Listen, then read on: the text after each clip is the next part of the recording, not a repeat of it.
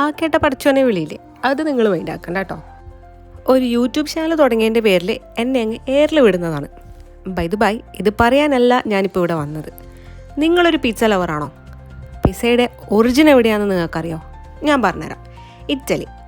അപ്പോൾ ഇറ്റലിയിൽ പോയിട്ട് പിസ്സ കഴിക്കാൻ സമയമില്ലാത്ത ഞാനും എൻ്റെ ഫ്രണ്ട്സും ഇന്ന് വന്നിട്ടുള്ളത് ഒരു ഇറ്റാലിയൻ റെസ്റ്റോറൻറ്റിലേക്കാണ്. ഇൽ ഫോർണോ, നല്ല വീട്ടിലുള്ള പേരിൽ. അങ്ങനെ കോംപ്ലിമെൻ്ററി ആയിട്ട് എത്തിയിട്ടുണ്ട്.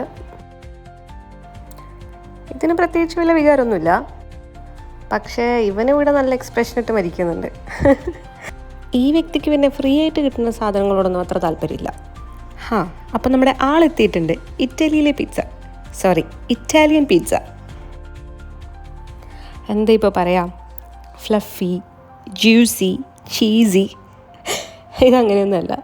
എന്താ ഇപ്പോൾ പറയാം, ഒരു തനി നാട് ഇറ്റാലിയൻ പിസ്സ അങ്ങനെ പറയാം. ഹായ്, നല്ല ചിരി. അങ്ങനെ നമ്മുടെ നെക്സ്റ്റ് ആയിട്ട് എത്തിയിട്ടുണ്ട് ലസാനിയ.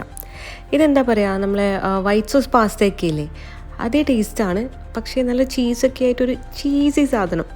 എല്ലാവരും പറയുന്ന പോലെ വേണമെങ്കിൽ ഒരു മസ്റ്റ് ട്രൈ ഐറ്റം എന്നല്ല ഇതിനെ പറയാം. അപ്പോൾ ഇറ്റലിയിൽ പോയി പിസ്സ കഴിക്കാൻ സമയമില്ലാത്ത ആൾക്കാരൊക്കെ ഇവിടെ വന്നിട്ട് കഴിച്ചു.